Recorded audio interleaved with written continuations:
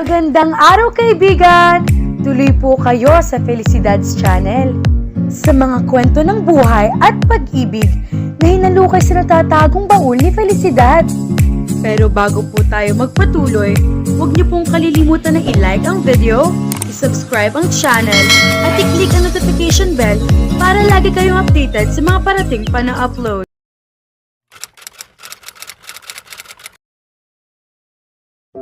I really don't want to do this, but I need 5,000 pesos. Halos wala nang mukhang maiharap si Shalani sa kanyang kaibigan na ilang ulit na niyang nahiraman ng pera. Kailangan niyang kapalan ng kanyang muka para lang mabuhay sa mundo. Just the thought made her want to cry most of the time. Bakit nagkaganoon na ang buhay niya? From riches to rags. She was no longer the most popular girl in town. Popular marahil sa pangungutang. Aminado siyang hindi na niya nababayaran ng ibang utang niya, kaya naman lalo siyang naging popular or infamous. Nang bumalik siya sa Pilipinas mula sa Japan, ay hindi pa nagsimula ang kanyang kalbaryo. May kaunti pa siyang nasagip mula sa investments niya. 3 accounts iyon at ang 2 lamang ang tuluyang bumulusok pa ibaba sa stock market. Kung isang konsolasyon man ay iniisip na lamang niya na hindi siya nag-iisa na ganoon ang sinapit. There were thousands of them. Ang mahirap lang sa kaso niya ay naroon sa investment ang lahat ng salapi niya. Ang nag-iisang investment niya ay naghingalupa at animo siya isang adik na parang parating nakatutok ang oras at atensyon sa telebisyon, particular sa stock market channel. Nilaro niya ang natitira niyang investment. She got by for a year, until, once again, the market crashed. Ang sabi nga ng marami ay hindi raw maganda ang panahon ngayon para sa stock market. Noong una ay mayroon pa siyang mga nabebentang mga kagamitan, hanggang sa mauwi siya sa pagbebenta maging ng mga signature bags niya. Hanggang sa ang apartment ng hinuhulugan niya para mapasa kanya ay hindi na rin niya nabayaran. Tuloy ay napilitan siyang mangupahan na lamang. Marahil ay isang malaking hakbang na mangupahan siya sa isang apartment na may rentang 10,000 isang buwan, ngunit noong mga panahong iyon, sa pakiwari niya ay kawawang-kawawa na siya. She had never rented all her life. Nang pumanaw ang kanyang mga magulang, ay mayroon pa silang bahay. Kung kailan wala ng mga ito, ay sa kaniya nalaman na nakasangla pala iyon sa bangko. Ang kanilang kumpanya ay ganoon din ang sinapit. Her father, like her, made a bad investment. Gayunman, bago siya nagtungo sa Japan ay mayroon pa rin namang natira sa kanya. Iyon nga lang, inisip niya noon na kailanman ay hindi iyon magiging sapat. She was used to having everything money could buy. So she saw Carlo as her savior, and she fell in love with him sincerely. At hayo na nga. Umalis siya ng Japan pagkatapos ng mapait na karanasan niya kina Carlos at Rina. Umuwi siya sa Pilipinas upang magkaganoon lamang. Kung nakikita lamang siya ng kanyang ina, malamang ay umiiyak na ito sa kabilang buhay. Habang ang kanyang ama naman, marahil ay isinusumbat ditong tama ito na wala siyang kayang gawin. May mga pagkakataon pa ring naaalala niya ang mga binitawang salita ng kanyang ama at siya ay naaapektuhan pa rin. Her childhood could have been fun if it weren't for her overachieving father always criticizing her. 5,000 pesos? Anang kanyang kaibigan. Kinagtagpo siya nito sa mall. Ang akala marahil nito ay kung ano ang sasabihin niya dito. Iyon pala ay mangungutang lamang siya. Ibig sana niyang sadyain ito sa bahay nito, ngunit parating sinisimangutan siya ng asawa nito, kaya nagpa siya siyang makitagpo na lamang dito. Ito na lamang ang kaibigan niyang nananatiling mabait sa kanya sa kabila ng lahat. Yes, hindi siya makatingin dito. Halagang 5,000 piso, hindi pa niya makuha sa sarili niyang paraan. Sa totoo lang, ay kulang na kulang iyon sapagkat 15,000 ng utang niya sa inuupahan niya. Mapapaalis na siya kung hindi siya makakapagbigay kahit 5,000 lamang. Sa susunod na linggo pa siya makakakuha ng pera mula sa online community ng mga tutors na kinabibilangan niya. Sa ngayon ay ang pagiging tutor o tagasagot ng assignment ng mga high school students sa ibang bansa ang bread and butter niya. It was not a real job, she knew, but it got her through. Iyon nga lang, kailangan niyang parating mangutang muna habang wala pa ang tseke na bumabagsak lang sa kanya tuwing katapusan. My God, Shalani! Anito na disappointed ang anyo. Hindi niya ito masisisi. 50,000 pa ang utang niya dito. Kung dati ay isang butik lang ang katapat ng 50,000 niya, ngayon ay napakalaking halaga na niyon para sa kanya. Damang-dama niya ang below the belt na level niya sa lipunan. I know I've disappointed you again, but they are going to evict me. Why don't you work in a call center? Most of them only accept people who finish at least 2 years in college. Napayuko siya. Unang semestre lang ng kolehiyo ang natapos niya. Tamad siyang mag-aral noon. Hindi niya akalaing magkakaganito ang buhay niya. Kung nalaman lamang niya, malamang ay nag-abuga siya na lang siya noon nang sa ganon ay hindi siya nagkakaganoon ngayon. Here's 10,000, Shalani. Hindi yan utang. Bigay ko yan sa'yo. I just have one thing to ask for you. Please don't call me again to borrow money. Hindi na kita pahihiramin uli. Life is tough. I understand that. But you must learn to adjust. Kung noon ito sinabi iyon sa kanya, malamang ay sinauli niya ang pera nito. Sino ba ito? Isa lamang itong nakikisabit noon sa grupo niya. Ngunit nagbago na ang panahon. Ang dating nasa itaas, ngayon ay nasa ilalim na ng gulong. Puno na ng putik at nabalaho pa. Lulunukin na lamang niya ang sinabi ng kanyang kaibigan. Kailangan niya ang 10,000 pisong tulong nito. Thank you very much. I will pay you the rest of my loans. You don't have to. Kung may pera ka, okay lang. Kung wala, okay lang din. Hindi ko kailangan iyan. Ikaw, ingatan mo yan dahil hindi madali sa'yo ang pera. You're such a kind person. Masama siguro siyang tao, ngunit naiinis na siya sa attitude nito. Para bang kung sino ito. Base sa ekspresyon ng mukha nito. Hindi rin naman ito mayaman. Sa katunayan, ay ang asawa lang nito ang mayaman. And she wouldn't have met that bastard if it weren't for her. Thank you. God bless you. Nagbuga ito ng hangin at saka iniba na ang paksa.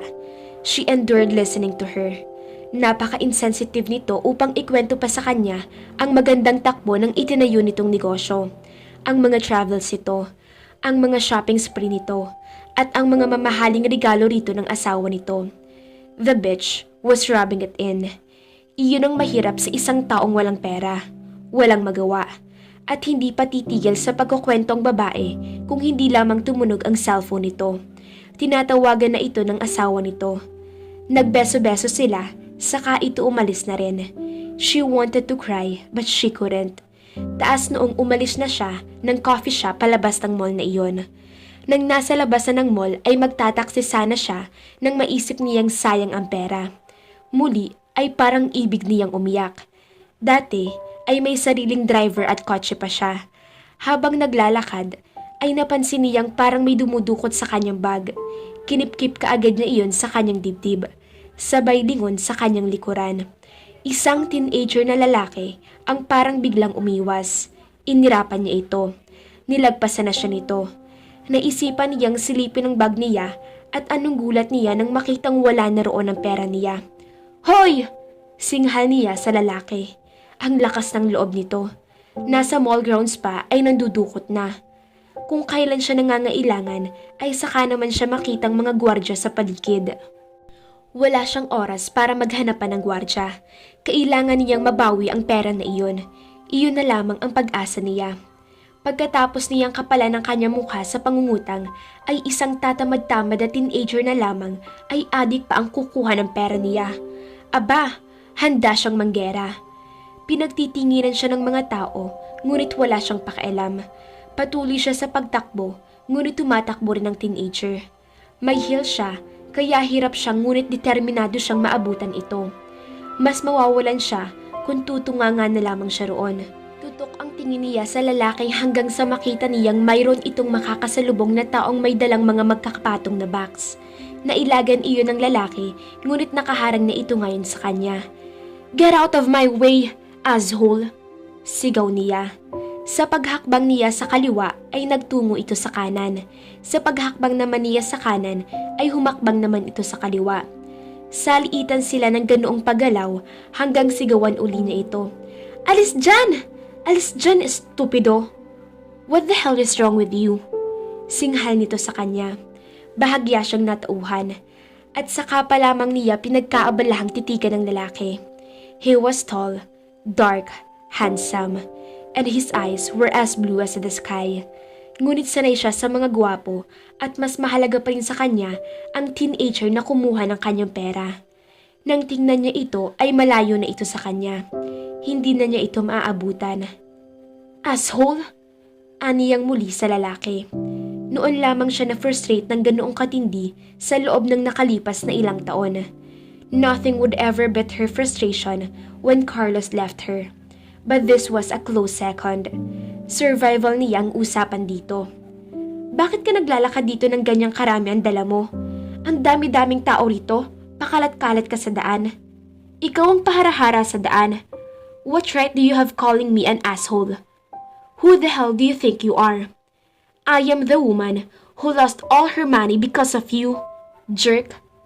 Sa halip na humingi na lamang ng tawad ay galit pa ito. Totoo naman ang sinabi niya na hindi ito dapat naglalakad sa bahaging iyon na dala ang ganoong karaming mga gamit. Mukhang magkakapatong na regalo ang mga iyon. Because of me? Yes! Now, what? Baka nga kasabot ka pa ng magnanakaw eh. Siyempre nga naman, para hindi ako makalapit.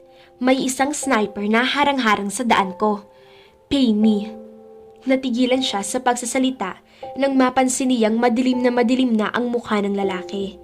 Tila anumang sandali ay handa itong saktan siya. He was a very big man. Matiim na tingin ang iginawad nito sa kanya at saka siya nito nilagpasan. Wala na siyang nagawa sapagkat matindiyang hindi ito kasabwat ng mandurukot. How could he be? He looked very sophisticated. This sure comes in a second in my worst day of all times. Ayaw sana niyang pagbigyan ng sariling tuluyang umiyak sapagkat ayaw niyang panghinaan siya ng loob ng todo-todo. Ang kaunting lakas ng loob na nalalabi sa kanyang sistema ang siyang tanging dahilan kung bakit buhay pa siya. Pilit pa ring nakikibaka. Ngunit paano niya mapipigilan ang mga luha niyang kusa na lamang bumukal sa kanyang mga mata?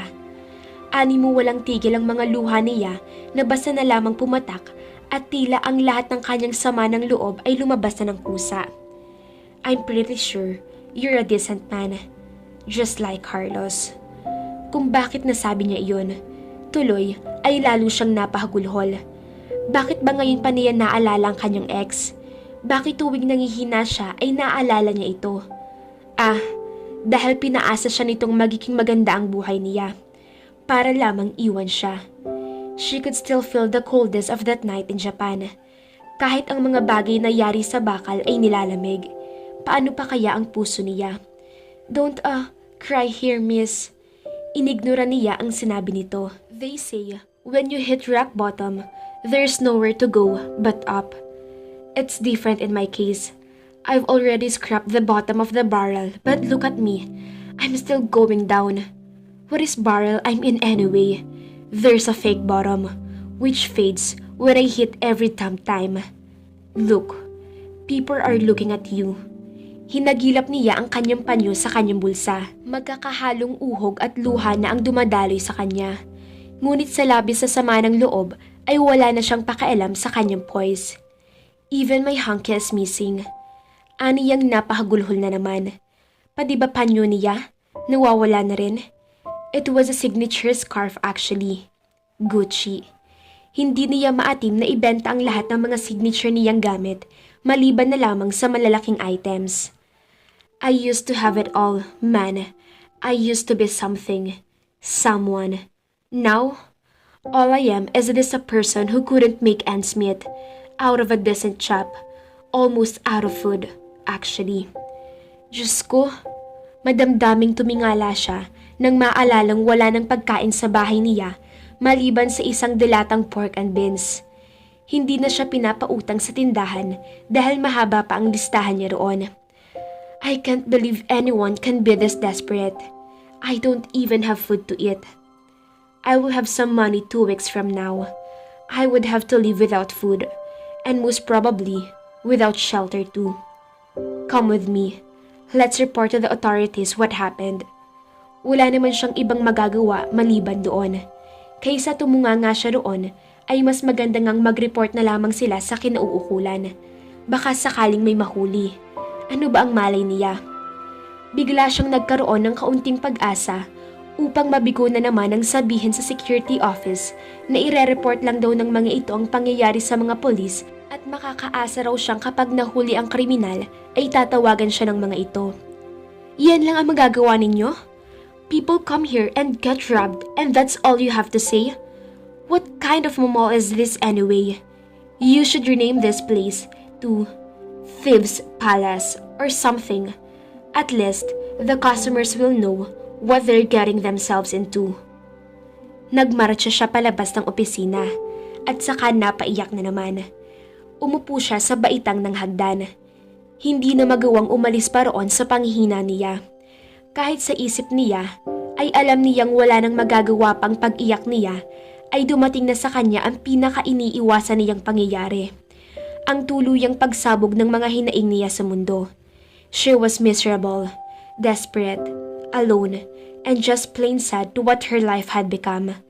Hindi siya tamad na tao, sapagkat sa kinalagyan niyang sitwasyon ay hindi siya maaaring maging tamad. Ngunit nangyari pa rin sa kanya ang ganoon. Bakit napakaraming unemployed college graduates sa Pilipinas na lalo nang nawawala ng tsansang makapag-apply ang mga tulad niyang hindi nakapagtapos? O may samalas lang talaga siya pagdating sa paghahanap ng trabaho? Kung minsan ay hindi na niya alam kung ano ang ginagawa niyang mali upang hindi siya matanggap sa trabaho. Naniniwala siyang mahusay ang naging pagsagot niya sa mga interviews. Ngunit sa kung anong dahilan ay hindi ni siya natatanggap. Of course, she only applied at decent jobs. Ayaw naman niyang bumaba ng sobra ang level niya upang mamasukan sa kahit na anong blue-collar job. Besides, she wouldn't be able to do that kind of job right anyway. Shalani? Nabigla siya sa narinig. Noon lamang muling may tumawag sa buong pangalan niya. Nang lumingon siya, ay nakita niya ang lalaking nabangga niya kanina. Hindi niya namalayang naroon pa pala ito. Yes? Sisinghap-singhap na sabi niya. Do you need a ride home? Ang turo sa kanya ng kanyang ina ay huwag magtitiwala sa mga estranghero. Pero ano pa ba ang mawawala sa kanya? Isa pa, wala siyang kapera-pera. Ang barya niya sa bag niya ay ipangkakain na lamang niya sa halip na ipamasahe. Yes, thank you. Bahagya lang itong tumango at nagpatiuna na sa paglalakad. Nakasunod siya rito. Nagpapasalamat siya na tinulungan siya nito. The man drove an SUV. Napansin niyang nasa backseat na ang mga kahong bitbit nito kanina. Ibig sabihin ay naisakay na nito ang mga iyon kanina habang nakaupo siya sa baitang. Ngunit sa halip na iwan siya ay binalikan siya nito. There were still good people on this earth. Isipin pang parang nainis talaga ito kanina sa mga akusasyon niya. O baka naman may masamang intention ito sa kanya. Oo nga pala, bakit hindi niya iyon ikinonsidera man lang? Nang lingunin niya ang lalaki at parang nakahinga siya ng maluwag, mukhang wala naman itong anumang masamang intention sa kanya. Thank you, mister. It's okay. Anitong hindi ngumingiti. What's your name? Israel. My name is Shalani, as you already know. Malamang, natatandaan nito ang pangalan niya nang ibigay niya iyon sa report ng security office. I am also the world's most unfortunate person. Napaiyak na naman siya.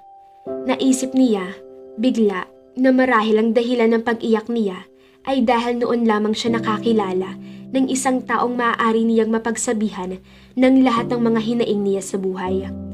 Ang inuutangan niyang mga kaibigan ay tila ayaw makinig tuwing ikukwento niya ang nangyayari sa kanya.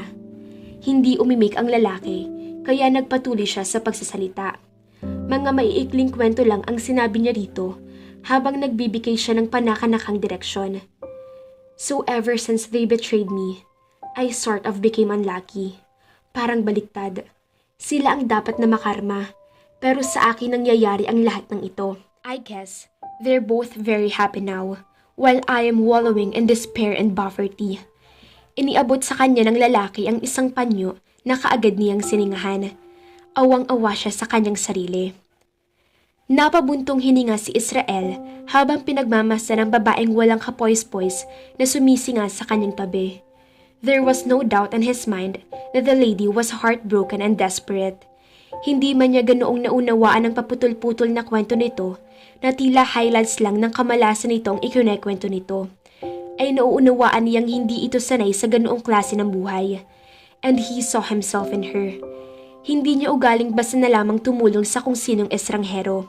Lalo na sa panahon ngayon na kailangang maging maingat na isang tao. Ngunit kaninang umiyak ito ay para siyang nag-alala para dito. Tiyak niyang hindi iyon isang modus operandi dahil totoong lumuluha ito. Nang makasakay siya kanina sa kanyang kotse, ay hindi na sana niya ito babalikan sapagkat kahit nagpaalam siya rito, ay tila tulala ito at parang hindi siya narinig. Ngunit hindi niya ito natiis sa kung anong dahilan. Maybe, he felt responsible for her in a way. Naisip din niyang sa kondisyon ng babae ay baka kung ano pang mas masama ang mangyari dito. Dito na lang ako. Maya-maya ay sabi nito. She lived in a small house in a semi-depressed area in the metro. Kung pagbabasehan niyang itsura nito, ay tila hindi ito nababagay tumira sa ganoong lugar. She was very pretty. Sa paraan ng pananalita nito, ay masasabi rin niyang isang magandang buhay ang kinagisnan nito. Are you going to be okay? Of course not. I'd probably get evicted tonight. But who cares? No one really cares. He could see that she was very bitter. Pareho nga talaga sila. He was still bitter with what happened to him. Iyon ang dahilan kung bakit sa loob ng nakalipas na ilang taon ay nanatili na lamang siya sa Pilipinas at hindi na nagtangkang mag-tour uli. He was now managing the family corporation full-time. He was not enjoying it, but he didn't hate it. Don't you have a job? I do have a job. I teach. So, you're a teacher? No. I am so-called tutor. I basically make the homework of lazy students and get paid per job. It's a job I found online. May alam ka bang trabaho para sa akin? I can do office work. Hindi ako graduate, pero mabilis akong matuto. Lihim na naman siyang napabuntong hininga. Ibinigay niya dito ang kanyang calling card. Call me up. I might be able to recommend you to a friend. That would be fantastic. I will call you up tomorrow. Okay lang ba? Tumango na lamang siya. Madali naman itong maipasok sa kanyang kumpanya. God bless you, Israel. Thank you very much. No worries. Don't you ever smile? Natigilan siya. Narinig na niya ang tanong na iyon ngunit mula lamang sa kanyang kapatid. Most of his employees were probably too scared to ask him that question. Ngumingiti pa nga ba siya? O hindi na? Hindi siya aware. Imposible sigurong hindi siya ngumingiti man lang. Ngunit iyon ang obserbasyon ng kapatid niya at ng babaeng ito. You talk too much. It's just a simple question. Is there a person in the world who doesn't smile? Nagkibit balikat ito. Again, thank you very much. Tumango lamang siya at bumaba na ito. Pinagmasdan lamang niya ito. She was very graceful. She was lovely. He wondered what position he was going to give her. Missionary, probably. Noon siya biglang napangiti. Noon lamang muli naging malikot ang imahinasyon niya at sa isang damsel in distress pa.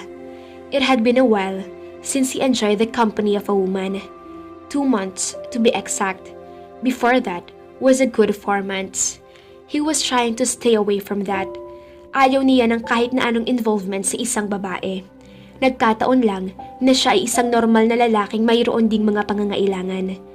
Meeting with a woman to satisfy his needs was easy enough. He avoided it nevertheless. Wala na siyang balak na ma-involve sa isang babae. Hindi pa ba siya madadala sa 3? He did not want to believe in the curse, but he couldn't help but think it had something to do with what happened to him. Once could be coincidental, twice could be 2. But thrice in a row, kung hindi man sa sumpang iyon, marahil ay mayroon siyang ginagawang mali. Hindi lang niya maturol kung ano yun eksakto. Ano ang kulang sa kanya para maghanap ng iba ang mga nakakarelasyon niya? Were they not satisfied with him? How come? He did everything for them. Sa pakiwari niya ay hindi na rin niya kayang isa na namang kabiguan. Dala-dala pa rin niya sa puso niya ang mga nangyari noon. Paano niya may iwasang dalhin ng mga iyon, gayong sa tuwina ay mayroong pa rin kurot sa puso niya ang naganap noon. For a year, he mourned for the death of a child he thought was his son, only to find out he was never his. Ano kaya ang nangyari kung sakaling hindi ito pumanaw? Marahil ay kukunin na lamang ito sa kanya ng ama nito at wala siyang magagawa kundi ang ibigay ito. Why did Katrina betray him the way she did? She knew that he lived for her. Bakit pinaniwala siya nitong anak niya ang batang hindi kanya? Normal bang ginagawa iyon ng isang babae?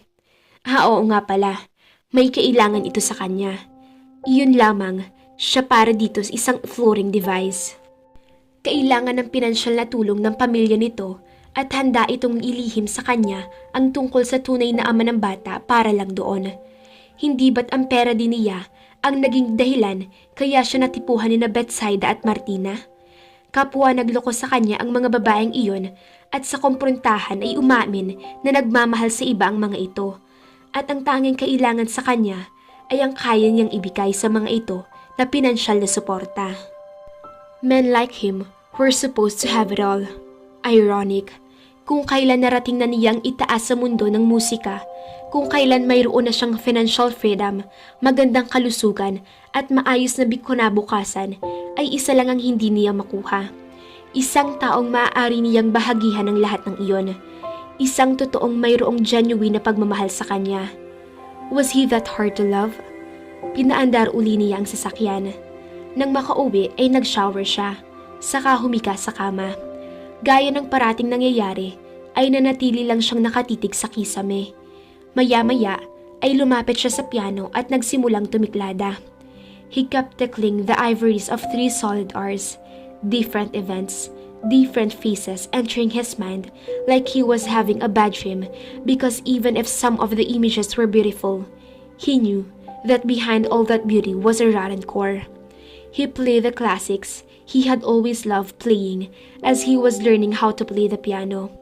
Play them like he was one with the instrument, and when he hit the last note, he felt more alone, sadder, emptier. What was his purpose in life? To live with that kind of misery in his heart? Dear death, where the hell are you? Ang ilap naman ng pag-ibig kay Israel. Halos lahat naman ay nakuha na niya. Pero ano ba ang kulang sa gwapo, stable at puno ng pag-asang binata? May darating pa bang magpapangiti sa binata? Tuloy lang po kayo sa pagsubaybay. At kaabang-abang ang mga susunod na kabanata. Abangan!